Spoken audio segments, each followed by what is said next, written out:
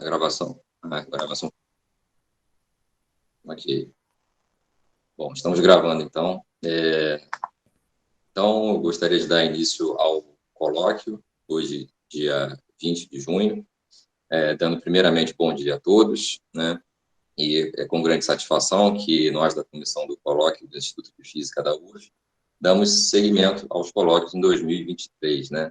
Hoje a gente tem o prazer de receber o destacado professor da UFMG, o professor Gerald Weber.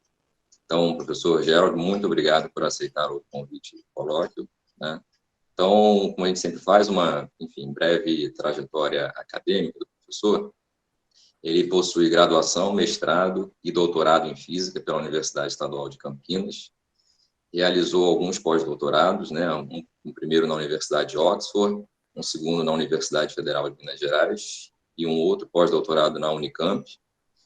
Já foi professor titular na Universidade de São Francisco, foi pesquisador assistente da Universidade de Southampton, na Inglaterra, e foi professor da Universidade Federal de Ouro Preto também, até 2009, né? E desde 2009 é professor da Universidade Federal de Minas Gerais, né, UFMG. Então, o professor Gerald é autor e coautor de dezenas de trabalhos científicos, com um vasto número de citações e revisor de vários periódicos internacionais importantes também. Entre 2007 e 2010, ele foi membro do corpo editorial da Revista de Física de Ouro Preto. E o professor Gerald realiza suas pesquisas científicas, né, na área de biofísica, de DNA e RNA, especialmente com modelos mesoscópicos, né? Inclusive já tendo recebido um News and Views na Nature Physics, né, por suas contribuições na área de biofísica. Mas hoje ele irá nos contar a respeito de metodologias de avaliação do ensino de física, né? Então, eu deixo a palavra com o professor Gerald, que vai apresentar o colóquio intitulado Nenhuma das Anteriores, Sistema Automatizado de Provas e Exercícios de Múltipla Escolha. Gerald, fique à vontade. Só um breve aviso a quem que quiser fazer perguntas durante o colóquio, pode fazer. Eu estou monitorando aqui a fila de perguntas. Bom, professor, fique à vontade. Ok, muito obrigado. Obrigado pelo convite de fazer essa apresentação, né? Eu tenho hora que até me assusto quando você fala onde que eu já passei, né? Passamos em vários lugares e mexemos com muitas coisas, mas em quase todas elas eu trabalhei como professor e principalmente e sempre peguei muitas turmas de fundamentos, turmas Física 1, Física 2, que tendem a ser turmas muito grandes. E isso é um pouco como apareceu esse sistema que eu vou apresentar para vocês hoje. Ele partiu do desespero quando eu me vi diante de um volume absurdo de provas que eu tinha de corrigir, e eu pensei assim, puxa, eu tenho que fazer alguma coisa a respeito disso. Então, o resultado dessa situação foi um método que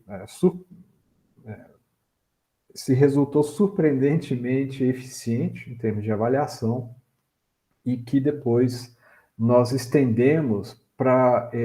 ele se tornou uma ferramenta não só de aplicação de provas, mas também exercícios que eu entrego em sala de aula e como resultado do nosso isolamento na pandemia, com exercícios que são utilizados no sistema Moodle, que imagino muita gente, talvez aqui você esteja familiarizados, que é um sistema de ensino à distância.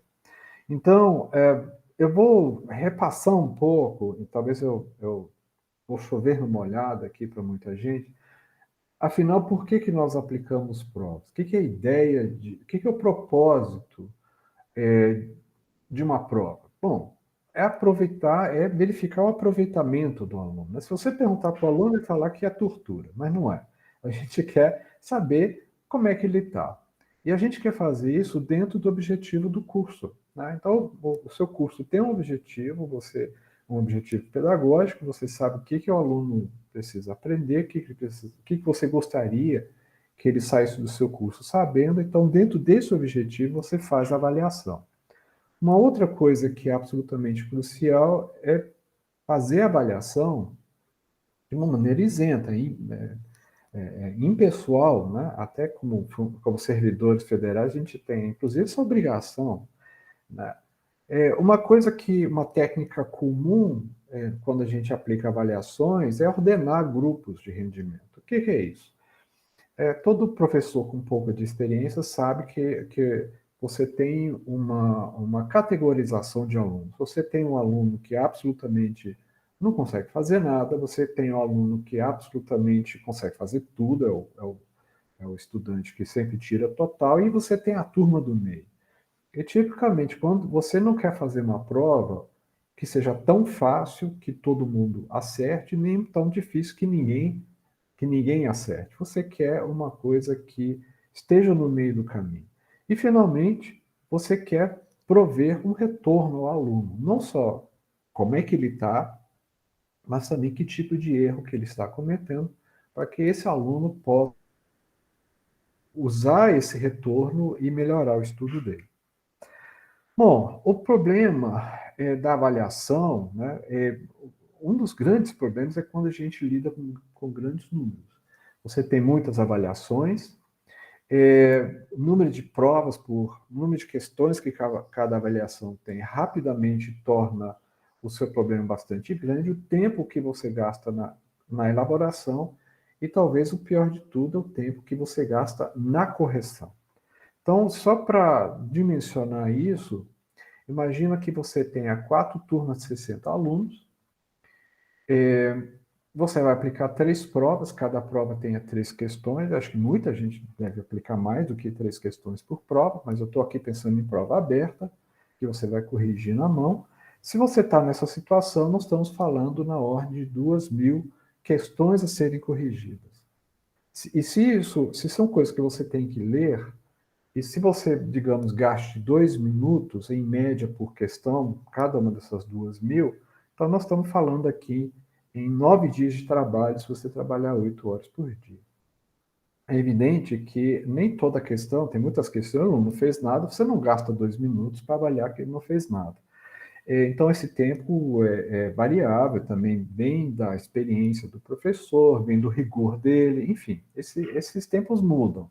Mas acho que todo mundo vai concordar comigo que se você tem um encargo desse tamanho aqui, você vai gastar um tempo muito significativo fazendo correção. Bom, fora isso, a elaboração das provas leva tempo, né? A menos que você resolva repetir indefinidamente a mesma prova, que é uma coisa que não é recomendado. Fora provas substitutivas, exames especiais, enfim, a coisa é um tanto quanto parece que não tem limite. E aí tem aquelas coisas assim, com que tipo de coisa você vai se deparar? Olha, se você... Isso aqui é uma questão, por exemplo, tá muito bem descrita por esse estudante em particular, ele colocou todos os seus detalhes, apesar de que no último passo ele tenha errado, né? Você vê como professor, você vai ver, não, tá certo, esse aluno acertou integralmente essa questão. Eu não levaria 2 minutos para entender isso daqui. Agora, quando começam a vir outras coisas, coisas muito garranchadas, difíceis de ler, ou coisas mais caóticas desse tipo, você realmente começa a ter muito mais dificuldade de correção. Então, imagino que a maioria que me assiste aqui é professor, deve ter visto daqui para pior, certo? Bom, então aí vem a questão. Quando quando o aluno não faz nada, obviamente é zero. E quando o aluno faz tudo, obviamente é total. Esse não é o problema que a gente tem normalmente. O nosso problema é quando o aluno está no meio do caminho. Ele faz uma parte, mas não faz tudo. Então, a partir desse momento, quando você começa a ter que olhar para questões que são parcialmente corretas, vem a grande questão: que nota você dá? Né? Como é que você atribui uma nota de maneira uniforme? Se você quisesse dar esse trabalho, o que você faz? Você faz uma grade de correção, você faz uma primeira avaliação por amostragem, você colhe o que são as respostas parciais típicas e aí você monta uma grade de correção. Isso é um trabalho enorme de se fazer. Poucos de nós fazem isso, né? Quando muito, a gente mantém uma grade de correção na cabeça, né? Independente disso, qualquer grade de correção, ela é limitada. Você começa a corrigir, você acha que você mais ou menos mapeou os principais problemas, aí vem um aluno que faz uma coisa que você não esperava encontrar, e aí você, de novo, você volta, né, a estaca zero, fala assim, que nota que eu dou para isso daqui? Bom, a prova aberta, obviamente, tem uma série de vantagens importantes. É uma avaliação mais completa, né? Se você quiser, você avalia, inclusive, o português do aluno, tá? Pode ser que não. Você pode dar um feedback bastante detalhado, né? Claro que não com grandes turmas isso não é viável, mas se você tiver uma turma de 10, 15 alunos, é perfeitamente viável você dar um feedback detalhado. E você pode detectar deficiências da turma, às vezes deficiências inesperadas, por exemplo, coisas que você não imaginava que a turma não soubesse fazer.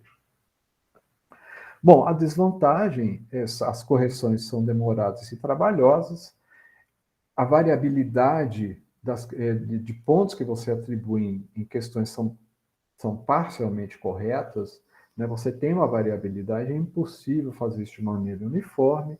Uma coisa que particularmente sempre me incomodou muito, que raramente os estudantes chegam a acertar a questão integralmente, eles fazem alguma coisa e espera ganhar ponto, é basicamente isso, e também porque dá muita margem à discussão. Então, eu já tive filas de alunos na minha sala querendo discutir, negociar pontinho em prova. Ah, professor, eu fiz isso, fiz aquilo, considere. Então, isso é uma outra fonte, né? Uma outra coisa que te faz gastar bastante tempo. Bom, você pode partir para a prova de múltipla escolha, né? Há várias vantagens imediatas. A correção é imediata, o retorno do aluno é imediato, força o estudante a acertar a questão integralmente. Em geral, o índice de acerto é um pouco maior. Mas tem um caminhão de desvantagens, e todos nós sabemos que a principal delas é que é muito fácil de colar, né? Você dá uma olhadinha para o lado assim, fala assim, ah, é a letra B, e pronto. Como é que você contorna isso? Você faz múltiplas versões de prova, mas se você faz múltiplas versões de prova, aumenta seu tempo de elaboração, complica a sua correção, enfim, é difícil balancear essas duas coisas. Outro problema importante que incentiva o chute, né? Então, se você tem 5 opções, tem 20% do aluno acertar alguma coisa. Então, mesmo o aluno que não sabe nada, às vezes vai lá e tira algum pontinho. Existem maneiras de penalizar o chute. Alguns professores fazem, para cada duas erradas, anula uma certa. Eu, pessoalmente, não gosto muito disso, não. Mas é um jeito de fazer. O retorno é limitado, porque basicamente você só fala se o camarada acertou, errou, mais nada, né? Você, em geral, não tem respostas parcialmente corretas, né? Então, com todas essas desvantagens, muita gente acaba não optando pela múltipla escolha. E aqui, o objetivo nosso, né, quando a gente se deparou que tinha de fazer alguma coisa em relação a esse grande volume de provas que a gente tinha de corrigir, era que a gente queria um sistema que a gente evitasse essas coisas todas aqui. Ou seja, nós queremos nenhuma das anteriores, basicamente. Ou seja, a gente não quer uma coisa que seja fácil de colar, uma coisa que não incentiva o chute, que dê algum tipo de retorno e que tenha respostas parcialmente corretas. Então, assim que o sistema nasceu. Então, eu vou mostrar aqui já de cara como é que é a aparência de uma prova utilizando o nosso sistema. Então, o aluno vem fazer a prova, ele vai se deparar, isso aqui é uma versão impressa, ele vai se deparar com um enunciado. Esse enunciado, então, ele tem os números aqui. Então, nesse caso, um comprimento, uma largura e uma espessura. E cada versão que vocês estão vendo aqui, cada versão vai ter valores diferentes para essa questão. O aluno vem, ele faz o cálculo dele e depois ele vai marcar a resposta dele, que tem uma lista que vai da letra A até a letra O. Então, ele tem que achar a resposta dele aqui e marcar no quadro aqui de cima. Idem para o item B e assim por diante. O aluno que pega a prova versão 100, tudo muda, tá? Então, você observa aqui o bloco de madeira é 055, antes era 0718 e assim por diante. Então, vai mudando tudo, muda a ordem das letras e muda, claro, mudam completamente os números que estão aqui. Então, o chute trivial, que ele simplesmente pega, é a letra B, é a letra B, isso aí não tem, tá? Isso está imediatamente eliminado.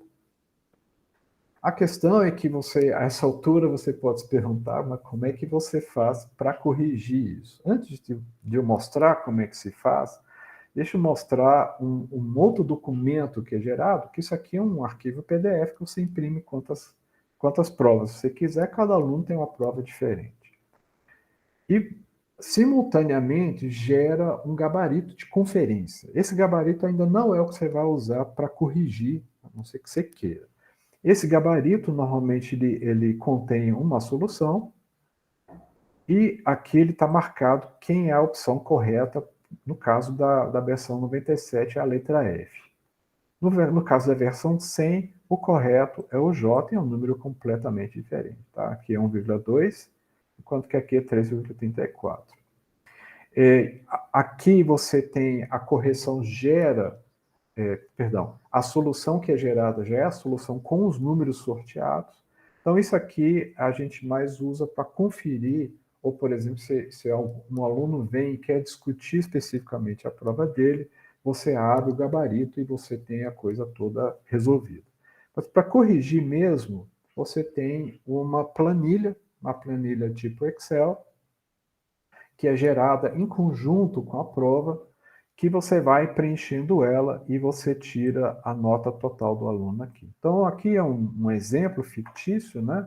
Em que o aluno preencheu essas letras todas aqui, então seu trabalho básico daqui para frente é um trabalho praticamente secretarial. Você abre a planilha, olha, vai digitando essas letras. Se o aluno acerta, né, no caso da letra F, a célula da planilha se torna verde. Se o aluno caiu numa opção que está só parcialmente correta, é amarelo. E se ele não acertou nada, não muda a cor da célula na planilha. Isso aqui é só uma frescurinha, mas que dá já para você imediatamente um retorno do que está acontecendo com essa prova. A nota final é calculada automaticamente pela planilha e aí você pode lançar essa nota para o aluno. Uma coisa que pode ser feita uma vez que você tem a planilha preenchida é reprocessar a própria planilha e gerar um retorno para o estudante que você pode postar em algum site, no site da disciplina ou no próprio Moodle, que mostra para o aluno o que foi que ele fez. Então, vamos pegar aqui a prova 97, que eu estava mostrando lá. Então, aqui vamos supor que o aluno tenha respondido a letra F. Então, ele mostra aqui que essa é a avaliação correta, que ele obteve a totalidade dos pontos atribuídos. O item B dessa mesma questão, ele também acertou. Então, a questão 1 ele acertou integralmente, tem 15 dos 15 pontos que era possível obter. Já a questão 2, que ele acertou parcialmente, então o que houve aqui? Ele respondeu letra O, menos 15,1 Celsius, o certo seria 3,55. Por que ele errou? Porque ele errou o sinal, em algum lugar no desenvolvimento, ele errou um sinal nas temperaturas. Ou no item B, ele esqueceu de considerar a dilatação do recipiente. Então, aqui era a questão em que você tem a dilatação de um líquido dentro de um recipiente, um tanto vaza. Então, ele não considerou essa dilatação, ele cai numa opção que é gerada de propósito e obtém uma parcela dos pontos. Deixa eu apagar aqui, isso ficou muito ruim. Ele obtém só 3 dos 10 pontos, né? Então a gente programou que se o aluno fizesse dessa maneira, aparece esse número para ele, ele marcou esse número porque ele não considerou a dilatação do recipiente, então ele obtém 30% dos 10 pontos que era possível de obter aqui, então ele tem um parcial. E, finalmente, no caso em que ele está totalmente fora, 1.350 joules, quando deveria ser 2.460, é simplesmente incorreto, obteve 0 pontos, acabou. Então, esse tipo de retorno, quando a gente, tipicamente hoje em dia, eu aplico uma prova que é sempre às segundas-feiras, à tarde, segunda-feira à noite o aluno já está olhando para esse arquivo, então ele já sabe o que ele fez, ele já sabe o que aconteceu, né? Ele acabou de fazer a prova, então ele se lembra do que fez. Isso então é bem interessante para o aluno. Geraldo, Pois não, sim. desculpa interromper, Manda sou eu, bem. Gabriel. Tem um professor perguntando se você teria como compartilhar a tela em vez de colocar como tela. Eu não sei se... Desculpa, não sei se eu entendi. porque eu não sei se a apresentação está muito pequena. Marco, você gostaria de se explicar Sim, melhor? bom dia. Não, aqui Bom eu dia. tô, bom dia, Geraldo. Eu estou vendo a sua apresentação e ela está aparecendo como uma telinha. Eu posso ter ela e ela fica um pouco maior, mas a resolução não é muito boa. Tem a opção de compartilhar a apresentação. Eu não sei como é que Mas é isso que eu estou fazendo. você está fazendo isso, É. mas é porque para mim aparece pequenininho. Bom, talvez seja um problema de configuração minha, então, desculpa. Uhum. Bem, aí eu não sei se eu sei ajudar, mas talvez se você olhar para, deixa eu ver aqui, eu acho que você pode, tem uma opção de 3 pontinhos do lado do botão vermelho que chama Change Layout, mudança de layout. E aí acho que você pode selecionar somente a apresentação, não a lista de participantes. Ah, tudo bem. Tem uma maneira aqui que eu posso, na verdade, pin aquela tela especificamente, e aí ela Uhum. fica um pouco maior. Mas tudo Entendi. bem. Uhum. Obrigado. Desculpa a De interrupção. nada, é difícil imaginar o que você está vendo do seu lado. É, claro. Tá? Porque eu estou Exatamente. trabalhando com duas telas e a Não, tela é onde isso eu que eu estou imaginei. pondo é gigante. Acho que Então, na tela que você está trabalhando, eu estou vendo você numa tela, né? aham. E essa outra está em outra tela. Eu acho que se você entrar no modo apresentação, ela naturalmente fica grande. Mas dá para dar um jeito aqui, Não, mas eu mas isso que eu estou tentando explicar. Eu estou no modo apresentação. Ah, é? Ah, Eu então estou sou no eu. modo apresentação. Tá bom. Obrigado, tudo bem. Tá, Obrigado. desculpa. Bom, mas deixa eu continuar então. Depois que você processa as planilhas, você passa a ter uma estatística de acerto das questões. Então, você pode olhar e falar assim, bom, aquela questão, como é que os alunos foram? Aqui você vê que os alunos acertaram ao redor de 74%. Ou seja, essa questão, então, está dentro das questões mais fáceis, né? Que se você colocar na prova, numa prova futura, você sabe, você já tem mais ou menos uma estimativa de como é que seus alunos vão, e quando, por exemplo, o aluno somente fez uma parcela da questão, você olha quantos alunos fizeram. 4% aqui é basicamente um indicativo de que isso foi chute, ou seja, a maioria caiu nesse erro 1 porque chutou a questão e não porque realmente calculou isso dessa maneira. Outro tipo de estatística é que você passa a ter um histórico de provas. Então, você pode aqui, olhando pelos anos e quem aplicou a prova, quantas provas aplicou, você pode ver como é que foi a evolução.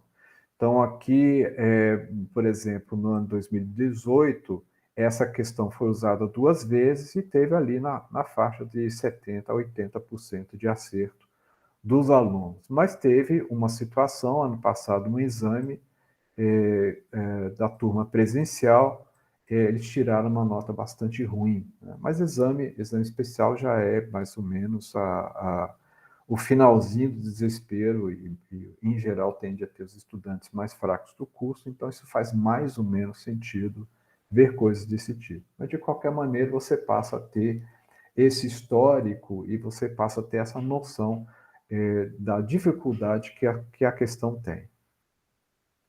Bom, eu estou falando muito em prova, mas o fato é que nós passamos a usar isso também como listas de exercício em sala de aula. Né? Acho que Não sei a experiência de vocês como é que é, mas a minha experiência é que se eu tenho uma 2 horas aula para um curso, se eu ficar falando por 100 minutos, é como se eu estivesse falando para as paredes. Então, eu normalmente estruturo minha aula um pouco mais curta, metade em geral do tempo, e a outra metade eu passo um exercício para os alunos fazerem comigo em sala. E aí, é claro que isso vale algum pontinho, e isso é altamente motivador para os estudantes. Primeiro, que cada estudante em sala tem um gabarito diferente, então cada um tem que fazer o seu, né? Então, eu uso isso muito. Então, é uma ferramenta minha de ensino em sala de aula. Concomitante, eu baixo a lista com o nome dos estudantes, aí eu já gero concomitantemente uma lista de presença, onde o aluno, quando ele termina o exercício, ele assina e marca qual foi a resposta que ele obteve. Eu depois lanço na planilha e já vejo como é que a turma foi. Então, isso é uma coisa que eu comecei a usar muito, né? Isso agora é rotina para mim em sala de aula. E a outra coisa que se tornou rotina em sala de aula é utilizar o Moodle também. Então, isso é resultado direto da pandemia, quando a gente se viu tendo que fazer prova online. O sistema até então era inteiramente para provas impressas. Eu falei assim, puxa, eu estou agora com esse sistema todo pronto, eu não vou começar do zero no Moodle, eu quero achar um jeito de importar as minhas questões no Moodle e usar. Então, isso foi uma certa briga minha com o Moodle, mas eu não sei quem de nós ganhou, eu diria que foi um empate, mas eu consigo hoje importar as questões de uma maneira razoavelmente boa dentro do Moodle e utilizar. Então, o aluno, quando ele entra no Moodle, ele vai se deparar com uma coisa desse estilo assim. O Moodle tem uma opção de múltipla escolha, que o aluno clica diretamente, então não há necessidade de colocar uma letra na frente. A vantagem, isso daqui é a forma web, e tem a forma do Moodle no celular, que é muito popular com os estudantes. Eu acho que hoje em dia a maioria dos meus estudantes, na verdade, responde aos exercícios via celular, mas é absolutamente o mesmo exercício. E quando o aluno, por exemplo, termina de marcar a questão dele, ele vê imediatamente se ele acertou ou não, ou se ele caiu em alguma das questões semi-corretas ou semi-erradas, depende de como você quer olhar. Então, aqui vai colocar diretamente, aqui um exemplo, né? É um caso em que o estudante, a resposta certa era 20,5 centímetros, mas ele marcou 18,3, e a razão que ele marcou 18,3 é porque ele cometeu esse erro aqui. Ele considerou que o volume da água era despejada igual ao volume da semisfera, o que não corresponde ao que está no enunciado do exercício. Então, hoje em dia, né, eu basicamente opero assim. Então, tenho exercício em sala de aula, na mesma semana tem exercício para os estudantes fazerem no Moodle também. A importação do Moodle, não sei se para quem já mexeu um pouco com essa parte, ela se dá dessa maneira: cada questão é gerado um certo número de versões. Eu gero normalmente 200 versões, importo todas as 200 versões de uma vez, e depois eu programo o questionário no Moodle para selecionar dentro dessa categoria uma versão aleatória daquela questão. E eu não sei o quanto que vocês usam o Moodle para essa finalidade, mas há uma série de vantagens interessantes em que você pode ver de perto o que o estudante fez, quantos estudantes acertaram, erraram. Então, enfim, é uma ferramenta bastante interessante para se utilizar. Bom, tudo que eu estou falando aqui requer o uso de calculadora eletrônica, especialmente nas provas, né? em sala de aula, o aluno, se quiser, ele usa a calculadora do celular, e se ele está usando o Moodle em casa, é idem. Mas em sala de aula, por razões óbvias, a gente não pode deixar os alunos usarem o celular, então a gente tem que falar para eles virem uma calculadora eletrônica. Muitos alunos, na verdade, só compram calculadoras eletrônicas hoje em dia para poder fazer prova, né? Não só as nossas, prova de uma maneira geral. Então, mas eu acho que isso um dia vai nos dar um problema, porque eu acho que a tendência é essas calculadoras desaparecerem. Hoje está na faixa de R$ 25 uma calculadora dessa, ainda acho bastante fácil em sites como Mercado Livre, mas se você entra em loja de bugiganga, você já não acha mais. Bem, acabou. Vamos responder um pouco daquelas questões que eu coloquei lá no início, né? Um dos grandes problemas de prova múltipla escolha. A gente acabou com a cola e o chute. Eu acho que a gente não deve se iludir, né? Acho que como professor você tem que ter essa noção da realidade. Eu super recomendo para quem acha que consegue coibir cola e chute, principalmente cola, que leia esse artigo da BBC 2018 de um camarada que foi professor por 17 anos, apesar de ser analfabeto. É uma história fantástica e tudo esse camarada ele conseguiu se formar na faculdade, sendo analfabeto, tudo convencendo as pessoas, ou colando, ou convencendo as pessoas a fazer os trabalhos por ele. Mas tá bom. Vamos ao nosso caso. Será que esse sistema que a gente tem, ele coíbe a cola? Será que ele coíbe o chute? Eu costumo fazer uma separação entre dois tipos de cola. A cola trivial, que é o sujeito que olha para o lado, vê a resposta, copia a resposta, apesar de não ter ideia nenhuma sobre o assunto. E a cola não trivial, ou a cola informada, onde ele tem um pouco a noção do que ele tem que fazer, mas talvez não lembra algum passo, ou não lembra exatamente alguma resolução, ele olha para o lado, vê o que o colega está fazendo, e daí ele se lembra, tá, tem que fazer isso desse jeito, tem que considerar tal coisa. Bom, a cola trivial, eu acho que ela está perfeitamente inibida com o sistema, e aqui estou mostrando uma planilha de uma prova que eu apliquei no ano passado, que foi a nossa primeira prova presencial pós-pandemia. Quando eu comecei a preencher, eu peguei a primeira prova, digitei as letras e me deparei com uma nota 0. Assim, que triste. Fiz a segunda prova, fui preenchendo, achei outra nota 0. Aí comecei a ficar preocupado. Na terceira nota, eu comecei a ficar meio desesperado. Falei assim, tem algum bug no meu programa aqui, né? Tem alguma coisa errada acontecendo. Eu só respirei aliviado quando cheguei na prova número 6 e comecei a ter notas normais. Então, o que aconteceu aqui? O que aconteceu foi o seguinte, foi uma história bem peculiar. Eu fui aplicar a prova com uma turma de 100 alunos, eu pedi a ajuda de uma aluna minha de doutorado, a Isabel, eu falei assim, Isabel, vai lá no fundo e começa pelo fundo, distribuindo a prova. Então, ela começou pela última fila e distribui na primeira fila as provas de 1 a 5. Então, essa turma que tirou 0, sentou tudo na última fila. Tá legal. Aí eu fui olhando um pouco as folhas de rascunho e, de repente, eu acho essa frase escrita na folha de rascunho. A gente vai zerar. E, de fato, zeraram, né? Então, os alunos estavam sentados na última fileira, estavam se comunicando, escrevendo. A sala estava muito cheia, né? Porque eu não utilizei essa sala mais depois disso. A sala mal comportava a centena de alunos, então eles estavam realmente sentados um do lado do outro, não tinha muito como evitar nada.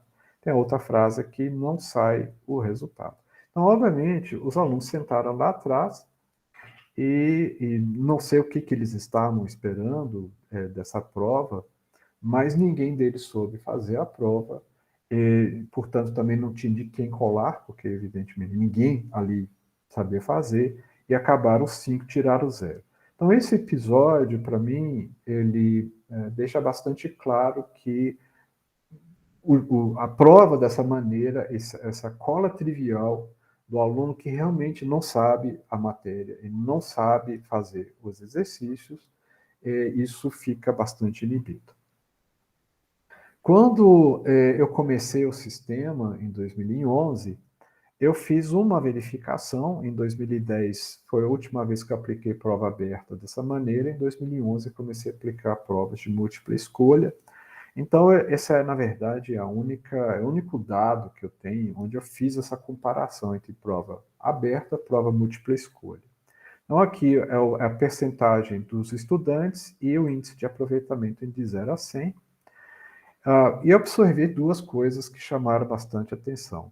Na prova múltipla escolha, aumentou o número de estudantes que não acertam nada. Então, eles tinham 0. Então, antes, tipicamente, eu tinha ao redor de 15% dos alunos que não sabiam fazer nada. Com a prova de múltipla escolha, isso estava aumentando um pouco. Por outro lado, os estudantes que tiravam total subiram de 5% para 15%. Então, havia uma clara separação aqui dos tipos de estudante que eu estava tendo. A outra coisa era o resultado final após várias provas aplicadas, e aqui foi um caso muito específico, porque essa era uma disciplina que era um módulo que era dado em 2 meses. E em 2 meses a gente não tinha como dar mais do que 2 provas abertas, não tinha jeito. Quando eu passei da prova de múltipla escolha, eu comecei a aumentar, eu consegui aumentar uma prova e eu também conseguia fazer uma coisa que eu não conseguia fazer antes, que é dar a prova substitutiva. Então, a curva em vermelho que vocês estão vendo aqui é o resultado não apenas de estar usando prova múltipla escolha, mas também de estar aplicando mais provas e de ter uma prova substitutiva que recuperava bastante gente. Bom, eu vou falar agora um pouco sobre como é que é a estrutura de uma prova dentro do sistema NDA e como é que a gente elabora questões, como é que isso funciona. Então, tem alguns conceitos, né? Então, a gente tem uma prova e cada prova tem várias versões. Eu começo sempre da versão 0. A versão 0 é uma versão simplesmente de verificação. Ela sempre tem, a resposta dela é sempre igual, qualquer que seja a prova que eu uso. As respostas aleatórias só começam da prova 0 em diante. Cada versão tem um número de questões e cada questão tem vários itens. Não tem número, mas o mínimo é ser pelo menos ter um item. Então, você tem versão, questão, item. Então, esse é o jeito que é estruturado uma prova no sistema. Na implementação, o que se faz é você escreve um pequeno texto utilizando formatação LaTeX, que eu acho que muitos de vocês devem conhecer, mas também se não conhece, aqui a gente não faz absolutamente nada de complicado. Na melhor das hipóteses, coloca um ambiente matemático, é só. E você coloca as variáveis, aquilo que vai mudar na sua questão, em forma de variáveis, iniciando e finalizando com um hash, com um jogo da velha. Essas são as coisas que vão variar e que vão ser substituídas no texto impresso. Essa substituição ela é feita seguindo uma série de passos. Uma das coisas que a gente faz um arredondamento para dígito significativo e a gente formata as unidades de maneira uniforme. Então, essas são as duas coisas que são feitas.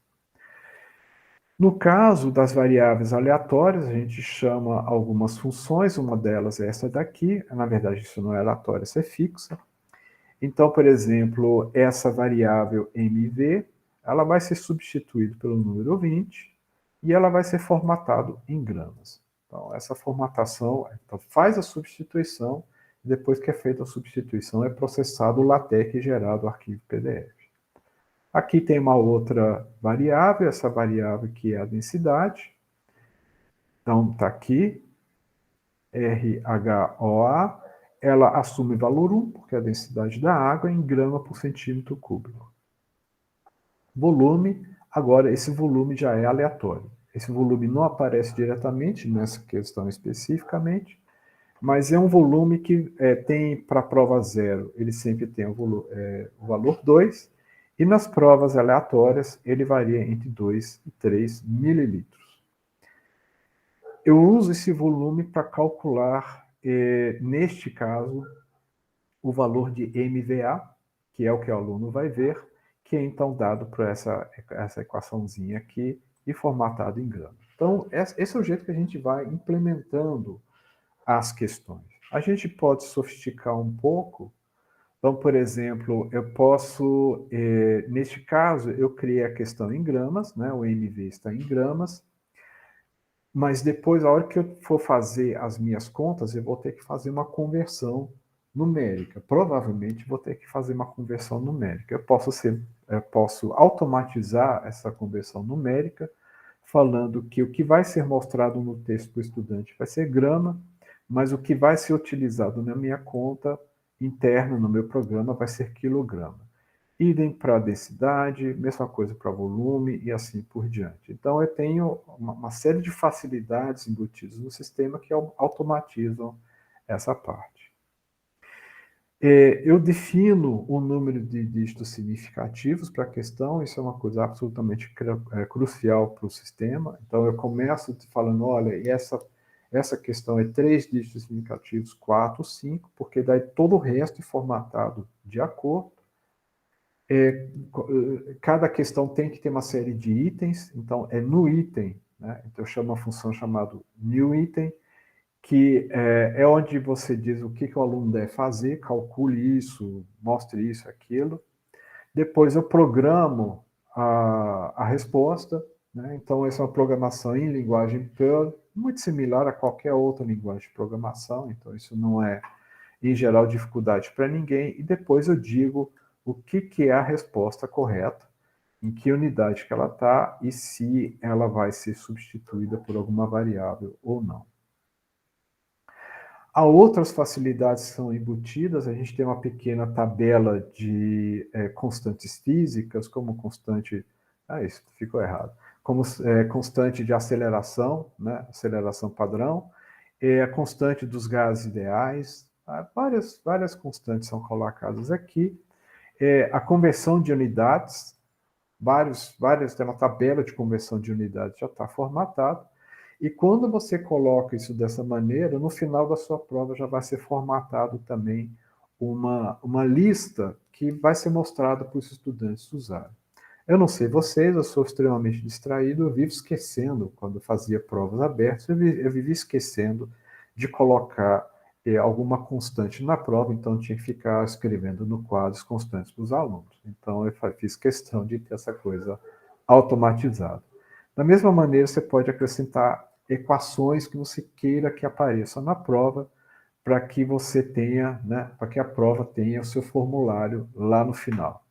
Não sei se vocês chamam formulários também, mas é aquele conjunto de equações que às vezes a gente põe no final da prova e que às vezes os alunos ficam lendo na tentativa e erro, né, tentando alguma dessas equações para ver se sai alguma coisa. A geração, né, uma vez que você tem um banco de questões, você gera a prova por um script Perl bastante simples, você diz quantas provas você vai gerar, dessas quantas você vai imprimir, nesse caso 250, você tem um catálogo de questões onde você coloca qual questão você está pondo na prova, que pontuação ela vai ter, e quantas opções vão ser geradas. Nesse caso, gerados 15 opções naquela lista. E depois você, esses últimos comandos, gera a questão, né, gera todos os arquivos e finalmente processa o LaTeX e fica pronto para ser usado. Então, o tipo de arquivo que é resultante disso, né, quando você gera a prova, é um arquivo PDF para impressão, um arquivo PDF que é o gabarito, uma planilha tipo Excel, e essa é uma coisa mais recente que a gente fez, que é um arquivo que te mostra qual é a pontuação esperada para aquela turma. Depois que você aplica a prova, você passa também, tem um arquivo PDF com resultados que você pode divulgar para os alunos, e você passa a acumular uma estatística de acertos. Então, deixa eu mostrar aqui, essa é uma coisa mais recente nossa. Uma vez que você acumulou estatística de acerto dos alunos, quando você vai reaproveitar aquelas questões, e você atribui uma pontuação para cada uma delas, você passa a ter um cálculo de expectativa.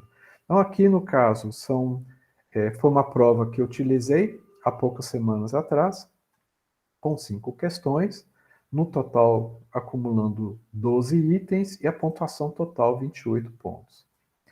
E olhando para as estatísticas passadas, e aqui mostra em cima de quantas vezes, né, que essa questão já foi usada. Então, por exemplo, essa questão DI 005, que é uma questão de dilatação térmica, ela já foi usada, quer dizer, nós temos 1.286 respostas, né? Então ela já foi usada para 1.286 alunos. Então ela tem uma estatística bastante robusta. Outras, que nessa aqui, a D003, que é de processos adiabáticos, também já foi bem utilizada, mas não tanto. Então a gente tem, e aqui a gente tem a média de acertos. Quando a gente faz isso, aqui estava me dizendo que eu podia esperar alguma coisa ao redor de 16 pontos em média dos alunos. Depois que eu apliquei a prova, eu de fato constatei que a média da turma ficou muito próximo disso, 16,5 na média de uma turma de 41 alunos. É claro que isso vai variar da qualidade dessa turma em particular. No caso, é uma turma boa, né? Não era uma turma de repetentes, então tanto que essa estatística ficou bastante próxima. Bom, então isso são os principais elementos do sistema, né? Se você fala assim, gostaria de utilizar o sistema, gostaria de desenvolver questões e gerar provas dessa maneira, o que eu preciso? Bom, basicamente você precisa de um sistema Linux, né, porque eu desenvolvi tudo em Linux, mas eu tenho colegas que me falam que funciona no Mac numa boa. Vários colegas usam no Windows, dentro do Windows Subsystem for Linux, diz que funciona muito bem. Então, em princípio, ou um Linux ou Mac ou Linux dentro do Windows e você está numa boa. Um compilador Perl, que sempre vem com Linux, isso não é um problema. Um compilador LaTeX, que também normalmente, se não vem, é trivial de instalar.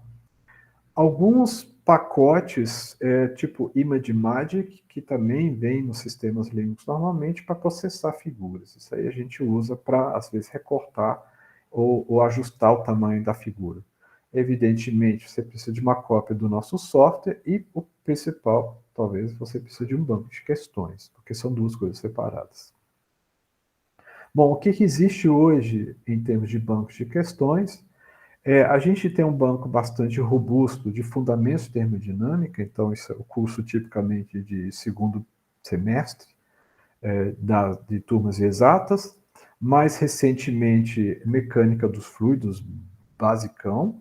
Também, então, a gente tem aqui 115 e 46 questões, então isso é o que a gente foi acumulando ao longo dos últimos 10 anos. Um colega meu, que é o Ibirajara, ele desenvolveu um banco de questões de eletromagnetismo, eu aqui não tenho os números, quantas questões ele tem. 2 colegas meus, um deles da UFOP, criaram bancos de questões de mecânica, tem de acústica e tem também de astronomia. Então, isso é o que a gente está hoje, né? Então, hoje o esforço principal, creio eu, é ou ampliar bancos de questões que já existem ou criar bancos de questões que ainda não estão aqui, como, por exemplo, oscilações em ondas e coisas também de fundamentos. O banco de questões, uma vez que você tem ele, você pode processar e gerar um catálogo. Então, aqui estou mostrando para vocês um dos nossos catálogos de bancos de questões de fluidos, né? Então, você tem o código, você tem um título descritivo do que se trata, e você pode, então, consultar Isso aqui é um arquivão PDF, né? Você consulta e você decide em cima disso o que você quer utilizar. Então, isso vai aparecer para você, vai aparecer um histórico onde isso já foi utilizado. Então, vocês podem ver aqui, metaturma, porque isso aqui foi utilizado no Moodle durante a pandemia, o primeiro ano da pandemia. Também já foi usado em lista em sala de aula, assim por diante. E aqui eu coloco de onde que eu me inspirei para essa questão. Em vermelho é colocado o que são as variáveis da questão, o que mudam, né? Ou seja, cada versão da prova, esses números vão variar. O que é mostrado no catálogo é sempre a prova zero. Uma solução, se houver, que isso é importante, mostrando como é que esses números são aplicados, como é que a solução com todos os dígitos possíveis. Você tem, aqui repete a estatística que eu já tinha mostrado para vocês, em cima de quantas respostas a estatística foi calculada, quantos dígitos significativos essa questão utiliza normalmente. Você tem uma tabela que te mostra as variáveis, em que unidades elas estão formatadas, qual que é o valor padrão delas, porque é o valor da prova zero, em que intervalos elas são sorteadas. E, finalmente, o índice de acerto de prova, né, o histórico de onde isso é utilizado. Bom, se você não tem um banco de questões, né, então, que esforço nós estamos falando para desenvolver isso? Porque se você tem um banco de questões e tem tudo o que você quer, gerar as provas é um trabalho mínimo, é coisa de 5 minutos. Mas se você não tem um banco de questões, bom, a primeira que tem que ter a consciência que nem tudo é implementável, né? A outra coisa, por exemplo, você às vezes tem questões em que você fala, calcule o calor específico molar do argônio. O calor específico molar do argônio é sempre igual, então você tem que ter questões onde a resposta vai variar. Então você não pode ter questões onde a resposta vai ser sempre a mesma. Então nem tudo você pode implementar. Você tem que ter uma solução algébrica, porque essa solução algébrica é o que você vai programar. É importante realizar um cálculo numérico com variáveis típicas, que a gente chama de prova zero, para sua verificação. Realizar a implementação, ou seja, fazer a programação e testar em uma prova. Então, você tem que ver se a sua prova zero dá o resultado esperado, né, aquele que você fez primeiro. Olhar para vários tipos de prova, ver se você não produziu algo absurdo, né? Então, aqui tem um caso, por exemplo, de transferência de calor. Era um problema que mandava o estudante calcular uma espessura, mas as variáveis aleatórias tinham sido inicialmente escolhidas de uma maneira muito infeliz, e algumas provas a espessura dava negativo. Então você tem que pesquisar, você tem que olhar se você não está tendo coisas que não fazem sentido, né? Também você tem que verificar se o número de opções que é gerado é grande o suficiente, porque isso depende um pouco do quão próximas vão estar as respostas aleatórias. Eu diria que, com um pouquinho de experiência, o tempo típico que você gasta para desenvolver uma questão é um dia de trabalho. Tá? Depende da sua experiência, depende da complexidade. Eu já tive, esses dias eu implementei uma questão em mais ou menos 1 hora, mas eu desenvolvi o sistema, então não sei se é um parâmetro. Mas já tive questões que me levaram 1 semana para fazer, porque eu caí numa situação inesperada no algoritmo, e eu tive, então, de achar alguma maneira de contornar isso. Bom, custos, né? Vamos falar de dinheiro. Quanto custa usar o NDA? Bom, em princípio não custa nada, mas não é software livre. Ou seja, não é algo que eu estou pondo no GitHub, não estou pondo em algum site, basta baixar e usar. Então, isso não tem que me pedir, basicamente é isso. Eu faço um contratinho de licenciamento que simplesmente eu peço para não distribuir o software. E se você quiser ser especialmente grato, você pode fazer uma doação à Fundação Mendes Pimentel, que é uma fundação aqui da FMG, que ajuda estudantes carentes, auxilia refeições, enfim, faz toda aquela parte essencial de permitir que estudantes carentes realmente consigam cursar a universidade. Isso para usar o software. E o banco de questões? O banco de questões aí você tem que ver com o dono do banco, né? Porque não são... vários desses bancos de questões não são meus. Os que são meus, eu negocio, né, alguma coisa, tipo, você vai ajudar a desenvolver questão também, como é que vai ser? Né? Então, tem que ver com cada um deles.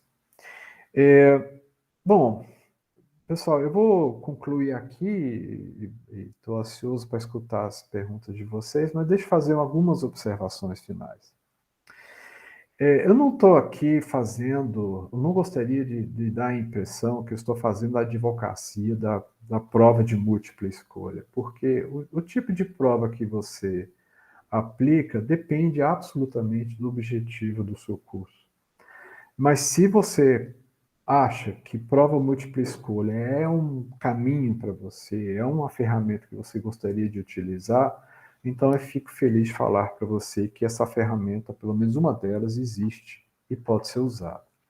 Uma outra coisa que eu gostaria de observar, que é um estigma que as provas de múltipla escolha sofrem, é que daquela coisa, a prova de múltipla escolha, aí todo mundo passa. Não é assim.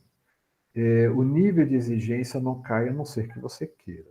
Tá? Então, se você quer manter um nível de exigência, com esse tipo de prova de múltipla escolha, você mantém esse nível de exigência. Isso não você se preocupar com isso, não. E não é só prova, né? Você pode até não ter interesse em usar isso como prova, você pode falar assim, não, eu prefiro usar a prova aberta mesmo, eu gosto de prova aberta, mas você tem a ferramenta da atividade em classe e extra-classe. E essas ferramentas do Moodle são muito interessantes para os alunos. E uma coisa que eu gostaria de concluir aqui é que para o estudante é absolutamente crucial receber as suas notas rapidamente. Então, quando o estudante, tem até um colega meu fez essa pesquisa, que principalmente o estudante mediano, ele tende a ser otimista com a nota que ele tira em prova. Então, se você pergunta para ele, como é que você foi em prova? Acho que foi bem. Quando você vai olhar, ele não foi, não. E se o estudante sabe disso rapidamente, isso lhe dá a chance de tentar se recuperar.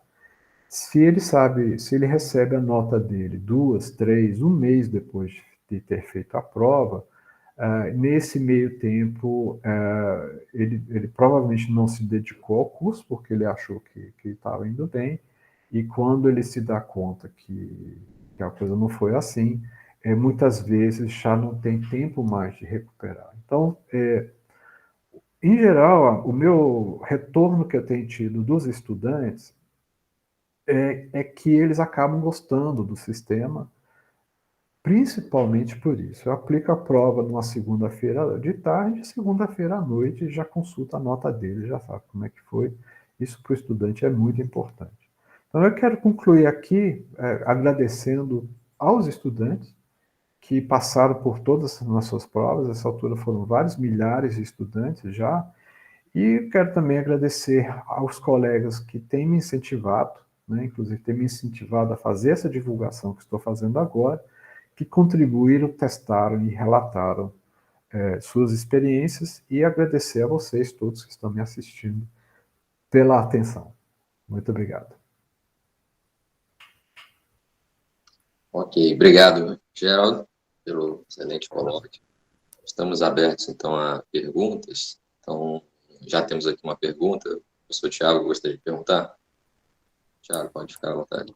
Bem, eu tenho várias perguntas, mas assim, talvez as mais simples, assim, essa questão da calculadora que você perguntou, não teria como gerar números aleatórios inteiros e deixar as contas simples, assim, e exigir só que e como você disse também, né, colocar um arredondamento de que tal pessoa, se o cara errou, arredondou, ainda assim ele acerte?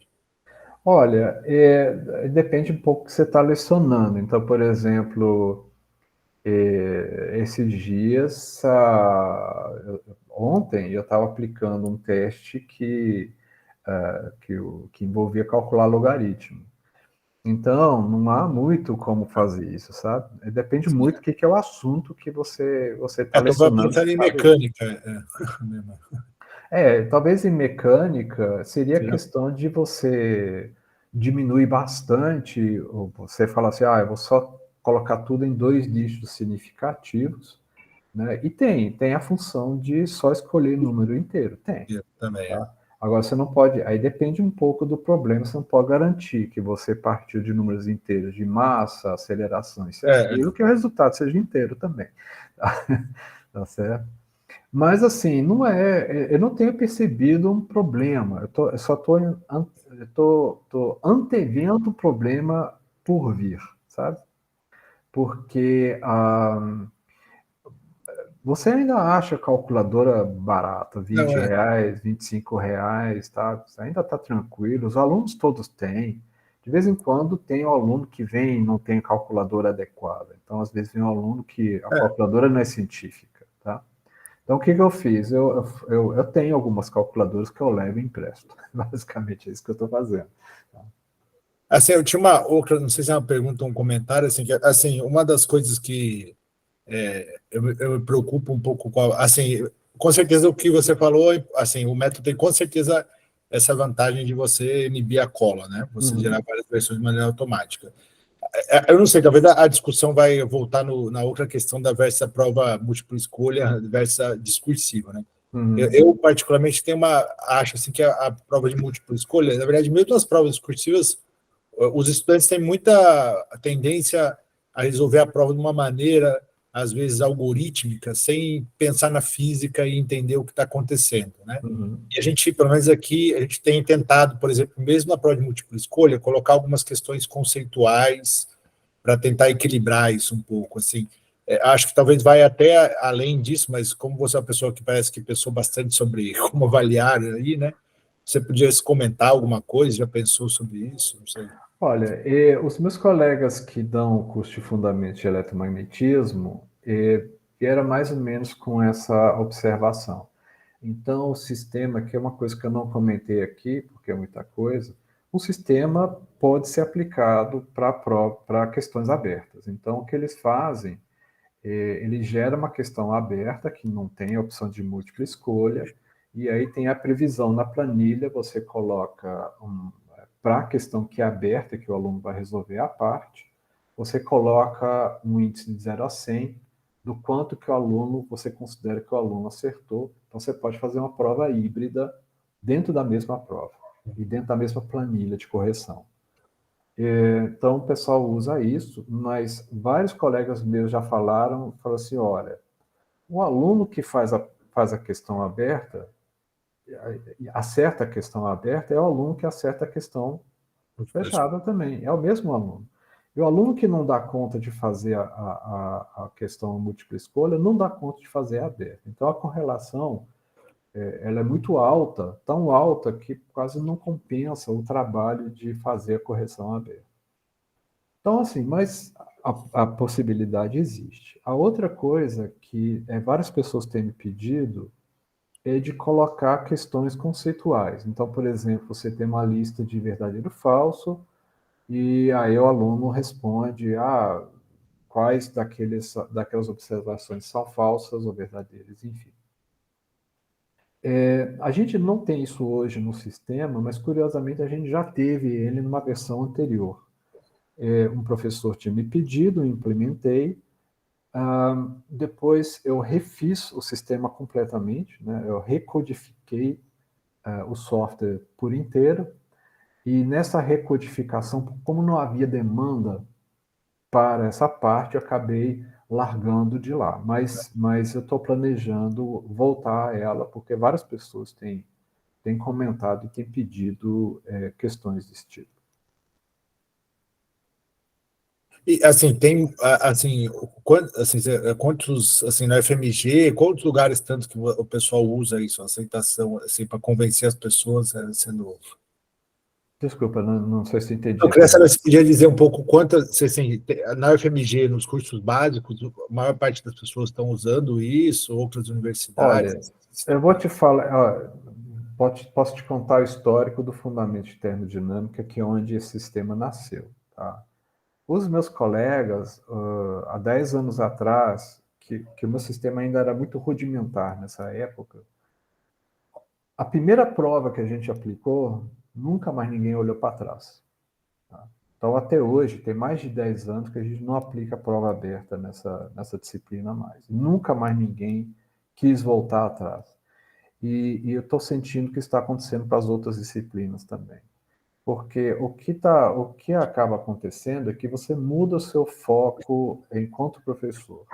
O aluno sabe imediatamente como é que ele está, né? Porque ele tem essa resposta no mesmo dia, no máximo no dia seguinte, e você, enquanto professor, se concentra em outras coisas. Né? Então, e como é muito similar, né, o nível de aprovação não mudou, né, a gente não está aprovando mais nem menos alunos, basicamente. Talvez um pouquinho mais, porque a gente passou a poder dar mais provas que a gente não podia antes. Né? Podia fazer mais prova substitutiva, podia dar mais chance para os alunos. Pode dar mais chance hoje. Então, aumentou um pouquinho a aprovação, mas não muito. Então, não fez muita diferença sobre esse aspecto. Eu estou iniciando, eu tenho colegas no UFOP, onde eu trabalhei antes, que também utilizam o sistema para outras coisas, também praticamente só usam provas desse tipo agora. A divulgação maior fora desse ramo, né, da Inconfidência Mineira, isso eu estou fazendo agora, com esse seminário com vocês. Eu fiz um seminário com o pessoal de Uberlândia e agora esse é o segundo seminário que eu estou fazendo. Eu estou divulgando aos poucos para poder dar conta da resposta, sabe? As coisas que as pessoas me passam e percebem.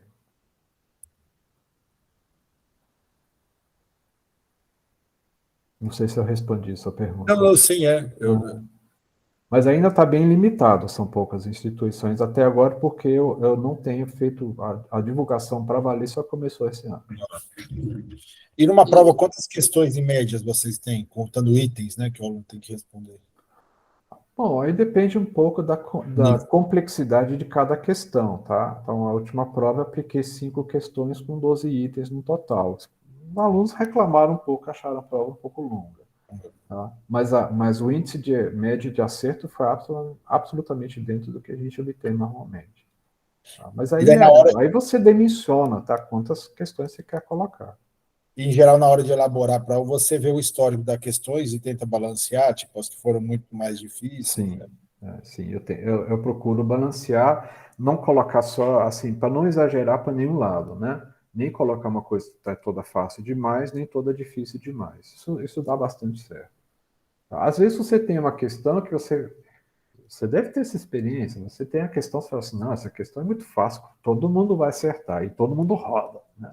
Então, às vezes você tem umas surpresas, né? Tem questão Não, que você essa fala assim, como é que estatística é é possível? essencial, né?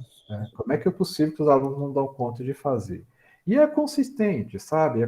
É consistente ao longo dos anos. Até me impressiona, tem hora, tá? O quanto é consistente, tá? Você olha lá, turma atrás de turma, 70%, 70%, 70%, 71%, 72%. É bem impressionante, assim, a uniformidade do nível de resposta. Entendi. Aproveitando, Geraldo, uma dúvida minha também, esse sistema, você sabe se tem sido utilizado também dentro do contexto de física básica? Bem, aqui é de física básica, é de curso de ciclo básico, primeiro e segundo ano. Ah, tá, tudo bem.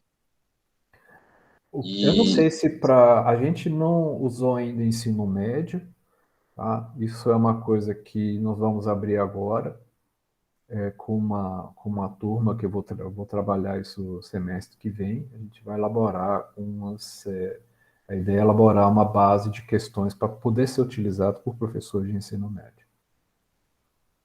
Ah, sim, entendi. É só porque eu estava vendo o banco de questões, né? E não sei se chega a cobrir todos os conteúdos normalmente dados em Física 1, Física 2, Física 3, Física 4, né? Precisaria. Até agora são os conteúdos de quem animou e arregaçou as mangas e topou fazer a base de questões. Vários desses meus colegas que fizeram isso olhando para exemplos de código meu. A gente não tinha manual, tem nada. Hoje nós temos um manual bem completo, né? Manual de chegando em 90 páginas, dando todos os exemplos, como é que se usa todas as funções. Então, documentação hoje a gente tem, né? Então, imagino eu que para quem vai começar do zero, montando uma base de questões que ainda não existe, vai ter bem menos trabalho do que as pessoas tiveram até um tempo atrás. E também é sempre aquela coisa, né? Você ainda pode pegar uma base existente e olhar como foi feito o código e você faz algo similar. Tá? O código, assim, para quem faz, o código é muito simples, não há uma dificuldade de programação. A dificuldade que às vezes reside é que, por exemplo, você sorteia os números e depois você olha e sua prova só gerou 3 opções, né? Uma lista que você esperava ter mais de 10 opções. Então, o que pode ter acontecido? Você escolheu números aleatórios e as respostas ficaram muito próximas uma das outras, né? Eu não mencionei aqui, mas o sistema tem um critério de filtro. Deixa eu só voltar aqui, porque aí mostra um pouquinho o funcionamento. Deixa eu voltar aqui rapidinho para ilustrar o que eu estou querendo falar. Claro. Então, por exemplo, esse quadro aqui de opções, né, ele é gerado com o seguinte critério. Você tem a resposta correta, né, que é essa daqui, e nenhuma outra resposta pode estar a menos de 10% para mais ou para menos da resposta correta. Então, porque isso é para evitar que um aluno que faça a conta de uma maneira mais desleixada, né, que saia arredondando coisas que ele não devia estar arredondando, caia numa resposta que não é a dele. Tá? Então, assim, para o aluno errar essa questão para mais ou menos 10%, por problema de arredondamento, ele realmente tem que ter abacalhado muito o arredondamento aqui da questão. É porque ele errou bastante, né? Ele tem que ter errado muito, tá? Hum. Então, eu vejo isso, inclusive, como eu dou essas coisas em sala de aula, eu acompanho muito de perto como é que os alunos operam, né? Eu vejo como é que os alunos fazem. Então, normalmente, ele cai numa questão errada, é porque ele realmente não está fazendo, não está calculando a coisa corretamente, né? Agora, esse critério de você ter um intervalo, uma diferença mínima entre todas as opções, isso é um limitador da quantidade de opções que você pode ter.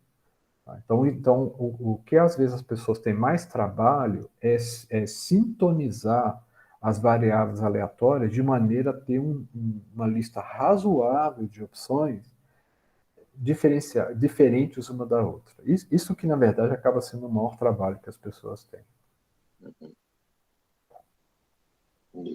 Uma outra dúvida minha é, na prática, assim, quando você está implementando essas questões, né? Às vezes, por exemplo, uma questão mais complicada, né, mais difícil, envolve mais de uma camada de conta, né? Tem que fazer uma primeira conta para gerar uma variável que vai ser aplicada numa outra equação, por aí vai, né? Na hora de gerar, né, as diferentes provas, quer dizer, para evitar a situação de que, enfim, a primeira variável tenha sido completamente fora de contexto, né, ou seja, fisicamente impossível, uma coisa desse tipo assim, você acaba tendo que conferir todas as provas que foram geradas, ou Não, tem eu alguma forma de gero contornar isso? arquivos de verificação, né? Então, em vez de repassar a prova uma a uma, que é muito trabalhoso, eu gero um arquivo à Exato. parte, que na verdade é uma outra planilha, que me dá uma visão geral de todos os números que foram gerados, né? Aí rapidamente eu vejo se deu alguma coisa esquisita ou não. Ah, tá. Então, essa verificação tem essa ferramenta para fazer essa verificação. A outra coisa, e na verdade, quando você começou a perguntar, achei que você ia perguntar outra coisa, que é a questão, por exemplo, que é uma outra coisa que você pode sintonizar o quanto você quiser.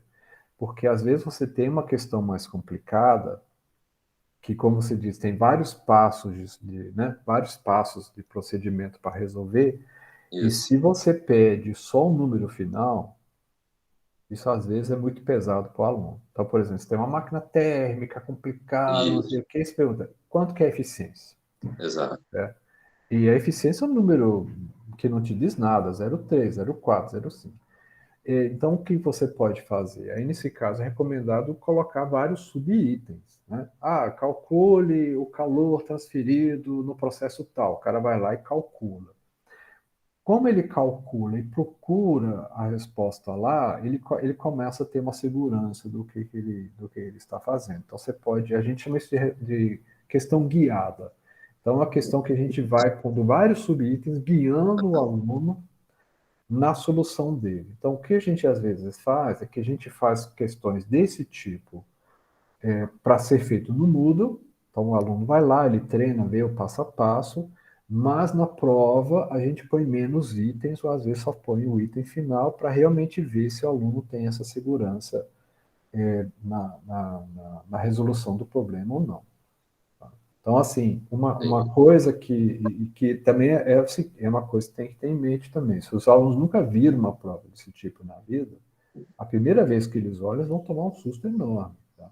Eles vão ver essa lista enorme de opções, tá? Exatamente. Vão ficar meio desesperados. Tá?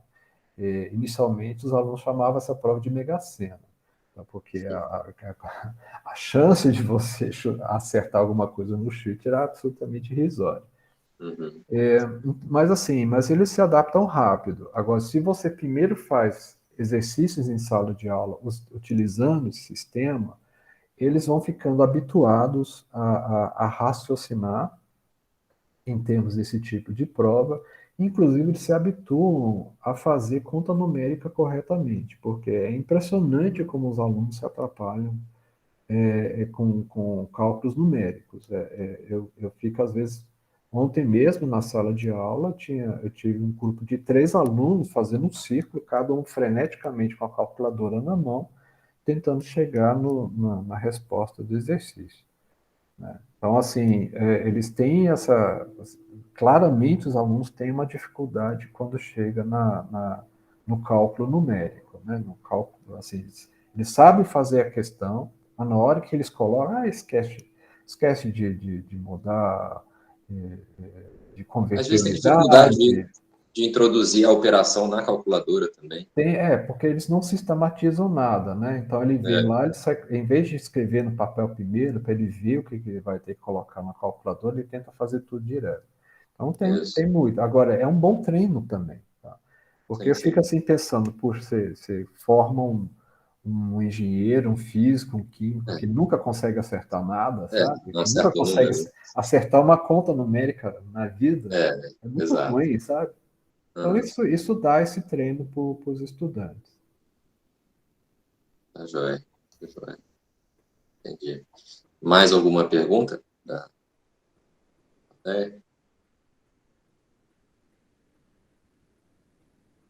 aqui. Acho que não. Então, já estão agradecendo, professor Gerald, pelo seu colóquio. Ok, bom, então acho que tivemos um bocado de perguntas e discussões, né?